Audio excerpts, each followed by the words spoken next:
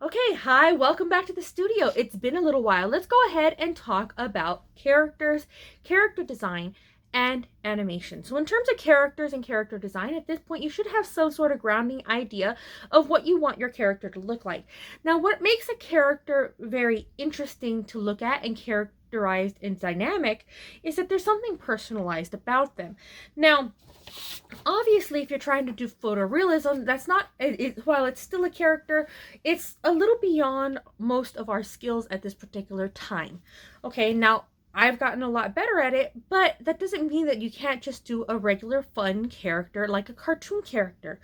So one character that I would like to discuss is a caricature. A caricature is a version of a person that has been accentualized to have extreme details on specific aspects of their personality. So here is an example of a caricature right here. This is little Bob Ross. Now notice how his hair is way bigger than it was in real life. But here is a different type of caricature where, and you guys might recognize him again. We have another Bob Ross. This particular one has his hair and his head much larger than it was in real life. This is not a realistic character. This is 100% taking the person and turning it into a character. You can do that at any point. If you want to model your character after a Funko Pop, model it after a Funko Pop. Now, if you want to take things and personalize them a little bit more, here's an example of a personalized character. Now, this particular character is a little Deadpool version of Bob Ross, but we know that it's Bob Ross because it has those accentuated details that tie it to the actual person. Now, is that actually what Bob Ross looked like? Absolutely not. He's not Deadpool. But we wanted to go ahead and have those exaggerated ideas and those details. Now, the first step after you have your character drawn out would be to draw your background. It can be any sort of background that you want. Now, at this time, we're going to go ahead and move down to the table, and I will go through the different details as we go through the project. Now, here is my personal sketch of what I'm going to be doing for this project. This is much larger. Notice the size of my hand by comparison to the paper. This is much larger than the project that you're going to be working with. So, what I want to go ahead and talk about right here, okay, as I knock some of the things out of the way. So this is just a generic sketch. This is not all the little tiny details. This is a generic sketch. It's not overly done.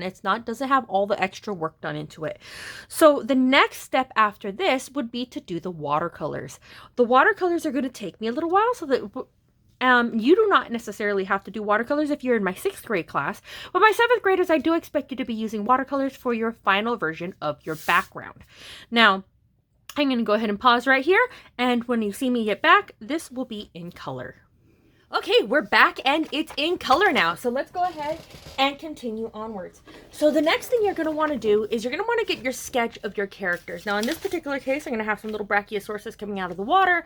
I'm going to have a couple little dinosaurs here and there. I'm going to go ahead and bring in my monster-sized transparency sheet. Now, in this particular case, this particular acetate is a little bit thicker than the traditional acetate. So it makes a lot of noise. So I apologize for that if it picks it up on the camera. So the next thing I'm going to do, I'm going to go ahead and position my characters exactly where I want them to be. Now you can tape your plastic down if you want to. I'm just going to go ahead and place it right here. And I am going to get a little bit of tape and tape it down a little bit on the top, just to make sure that I'll be able to lift it up and move it in a minute. Okay, so I went ahead and put some masking tape, so you might be able to just barely see it. I put some clear tape across the top just so that it doesn't move too much when I lift the transparency. Now, I'm going to go ahead and place my characters. In this particular case, there's a couple of brachiosauruses. I'm going to trace these, and only these for tonight. And I'm going to go ahead and trace these little suckers into the water right here. And I've placed them where I want them to be. So the next step, I'm going to go ahead and take a Sharpie. I have a couple of Sharpies here in 2 different sizes. Sharpies are important for the acetate in case that you need to be able to erase. Now, the best way that you can erase a Sharpie is using any sort of alcohol-based tool, such as an alcohol wipe, hand sanitizer, or anything like that. Obviously, those of you that do not have the plastic or the Sharpies or the acrylic paint, you do not have to do this particular step. You will just be drawing your character onto the other piece of paper, cutting them out, and you will be gluing them into place after you've finished your background. But for right now, I'm going to go ahead and start tracing my characters. I'm going to go ahead and pull this out of the way so you can see what's going to happen. I'm going to go ahead and pull it, and you will see that it lines up with the water. So what you're going to be doing next, after you've traced your character, is you're going to go ahead and flip your product upside down. So there's no Sharpie on this side of the project. So Sharpie, yes, no Sharpie.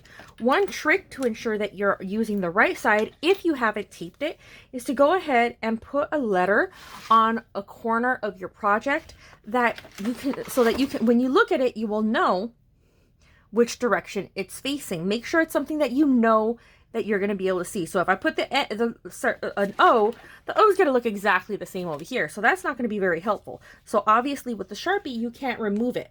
I will go ahead and remove it in just a second. But the letters you kind of want to use are going to be something that you're going to be able to see in reverse, such as a letter P or an F, something that you can see up at the front of your project. Again, I'm going to erase these with hand sanitizer or rubbing alcohol or something like that, and it'll just come right off right there. But the next part you're going to do is you're going to flip it to the other side of your project. I'm going to go ahead and flip it here. And notice it's on the back side now. Give me just one moment to go ahead and prep my acrylics. And here it is. So this is a regular size drawing paper, as you can see from the fact that I still have my sketches on here. So notice the size of this compared to my total canvas. Okay, you do not need that much paint for this project. So when you're getting your paint, notice how little I actually got. I got a little tiny little drop of blue, little bit of white, and a little tiny drop of black. This is literally, by comparison to my pinky nail, it is a microscopic little, it's not actually microscopic, that's sarcastic. So it's just a little teeny tiny little speck of black. You do not need that much paint. Don't go getting a metric ton of paint when you don't actually need it. Now, in terms of paintbrushes, any sort of paintbrush will work for this project. You don't really need one that is that big. The regular sizes that I have provided you will usually work for the project because you're not going to be covering that much space. I'm going to go ahead and get a little bit of this black and mix it in with just a little section of this white, because I want to be able to create multiple tones of gray, because I don't really need that much of the whites. So I'm going to go ahead and take this black and I'm going to slowly mix a little bit in at a time. You do not be using an entire section of black, just straight black. So now I've got a nice dark gray right here, and we're going to go ahead and start adding in our shadows. So I'm going to add in my shadows first right here. And this is what I want you guys doing if you are done with drawing your characters and you're done with your background. So I'm going to go ahead and add my shadows just on the spots that are opposite side of where the light source is. Now, don't get mad at yourself if it's not perfect. All artists make mistakes. It's not going to be perfect. Paint right over some of your details. It's perfectly fine with this project. It's very, very forgiving. Okay, so I'm just adding in my shadows, just a little bit of shadow here and along the base of the head right here. Okay, while those shadows are drying, I'm going to go ahead and add the highlights. Those are the brighter sections. Okay, now the highlights right now are where I'm going to go ahead and put that bright blue, because I want it to have a little bit of a blue tone right in those spaces where it's nice and bright and where the light is hitting. This is the next tone that you should be adding. You should not be going into the main color just yet. You want to be adding the highlights, the brighter areas of color. So you might want to pick up a little bit more white, a little bit more blue. You can mix a little bit and keep adding. You want to do the bright sections first before you add the main wash of color. So I'm going to go ahead and let that go. And once I am happy with my highlights, then you can go in and add the main color for your character. Now in this particular case, again, is these little brachiosauruses, and I'm going in very thin, and I'm not using that much paint. And the rest of this, after it's dry, that's still a little bit tacky. I'm going to wait a second for this to dry before we go ahead and add the next coat. Okay, so this is pretty much dry. It's a little tacky in some spots, but it should work. So I'm going to go ahead now and get a nice bright gray color right here, one of these middle tones, and just fill up my brush with that and then fill in the last of the spaces. This is just going to paint over the entire back of the character and just completely cover it, making one solid color. This should not take you that long, and notice I'm not even using that much of the paint. Now I can go ahead and keep painting directly across the other character.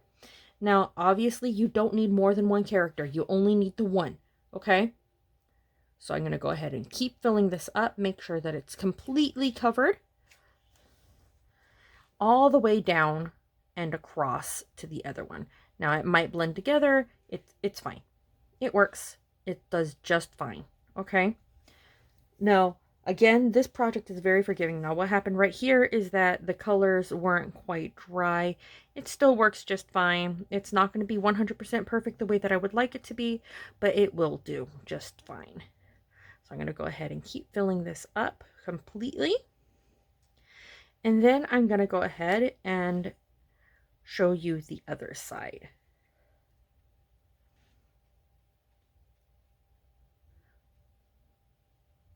Okay, there we go. And then real quickly, I'm going to go ahead and add just a little bit of touch of blue right here, just along the base in the water, right where they would be touching, just because it adds a little bit more depth to that particular space.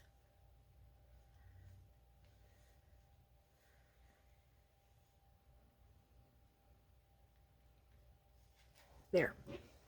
Now that I'm done with that part, I'm going to go ahead and flip this over and you'll see what I'm talking about for this project.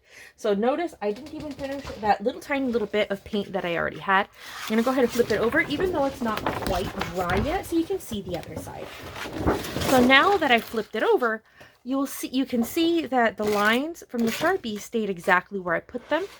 And you can go ahead and layer it down. Now, I'm not going to put it directly down right now because of the fact that it's still a little bit wet, but you can see where it's going to lay down and how the characters look coming out of the water. So with that, your project is basically done. You just have to wait for it to dry, and then you can take a picture and turn it in.